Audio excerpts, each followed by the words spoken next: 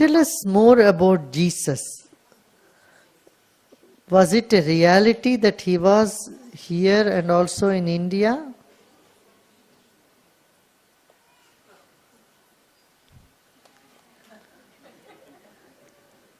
Well,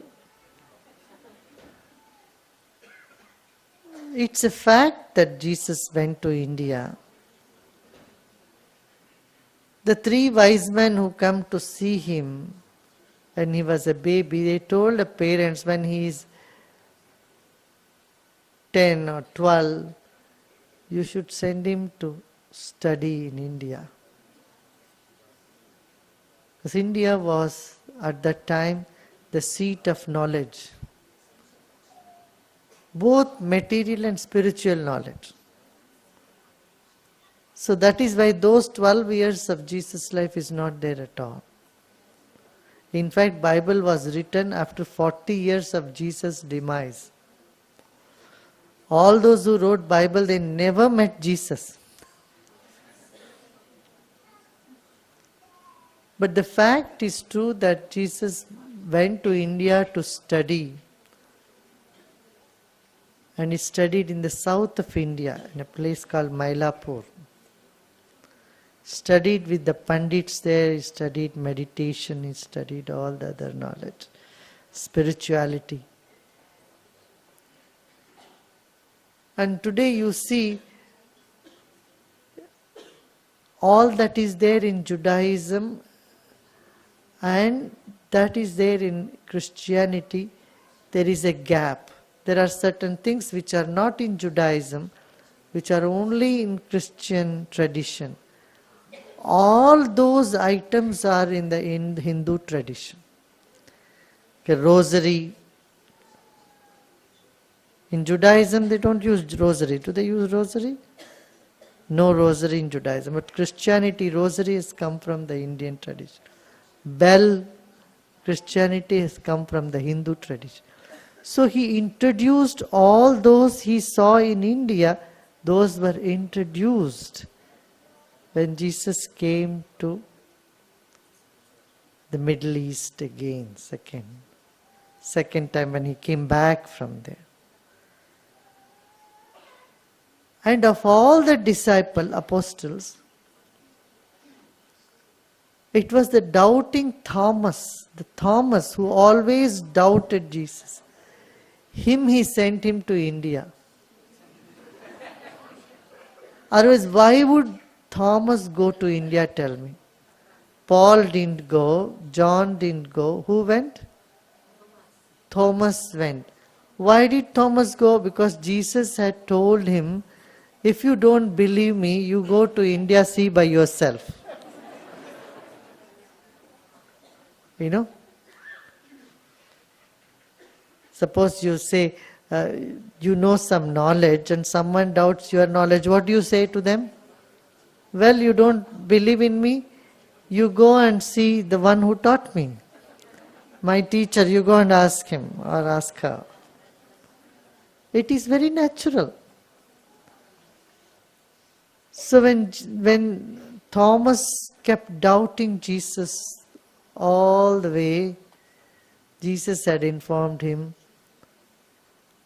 okay, you don't believe me, you don't trust me, you go to India and see for yourself. From where, to my source, from where I have learnt. So Thomas went to India, 52 AD, after Jesus passing away, not even, I think much earlier.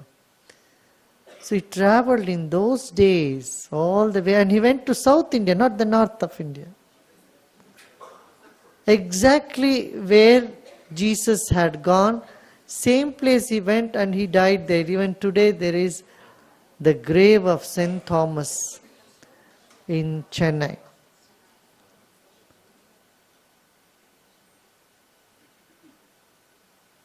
So it is a fact. But due to many political reasons and other reasons, these revelations were not publicized. They were kept hidden. and due time it got lost. That's what we can say for now. But never mind, just take what Jesus has said. He said God is love. And that's what exactly the Upanishads, ancient Vedic wisdom says, Asti Bhati Priti. Priti, God is love, Priti. Don't be afraid of God, God is love. So the same knowledge, essence, the same teaching what Jesus said is in the Upanishads, in the Vedas. And the same thing has been said by Jesus said, I am the only way. Exact words were said by Lord Krishna also. I am the only way. The same said in the Upanishad. There is no other way, this is the only way. That means what? Focus on the knowledge and the path that you have. Right now, this is the only way. Like that they have said. Neighbor does not mean somebody who lives next door. Whatever is right next to you right now. One who is next to you right now is your neighbor. If Jesus had said, love somebody who is in the other side of the planet, they would have loved them. Going easy. Your neighbor, he is not good. Isn't it? This moment, whoever is next to you, if you learn to love him, you will become loving by your own nature, isn't it? Yes? Because this moment this person is there, another moment another person is there, next moment an insect is there, next moment somebody is there. If you just learn to love anything that is next to you right now, your nature will become loving. Loving means what? On the level of the emotion, a certain level of inclusiveness, isn't it? Love your neighbor is not easy. It needs transformation, isn't it? Something about you has to change to love your neighbor. To love God, you don't have to change anything. You can bullshit yourself completely. You can bullshit the whole world and still love God.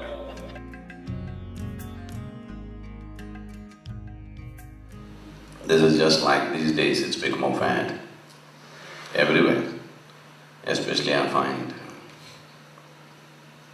the New Age spirituality in the West has taken on this, oh, I love humanity, I love the cosmos. Oh, that's very easy. You don't have to love anybody. If you have to love one individual, it costs life. If you have to just love one being, it costs life, isn't it? I love the whole cosmos, but I can't stand the person who's sitting next to me right now. That's a different thing. Now, this is just bullshit. Too much of it. Yes? I love the whole humanity. Where did you see the whole damn humanity to love them? No, I just love. Yes, that's very easy. Just try to love one person and see what it costs. So much of you, you have to put it on the ground. So much of you, you have to surrender if you have to love just one person, isn't it? Yes? But I love the whole humanity. This is easy. Someone said, love thy neighbor. That's very significant, very significant. Oh, let me check who is my neighbor. That's not the point. Whoever is next to you right now, whatever is in touch with you right now, just to love it indiscriminately. The very air that you breathe, neighbor? Yes? Is it your neighbor? Yes.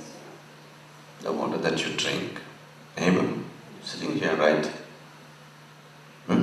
Is your neighbor? Yes. The land that you walk on, is he your neighbor? Yes. Just to love that, whatever is in touch with you right now.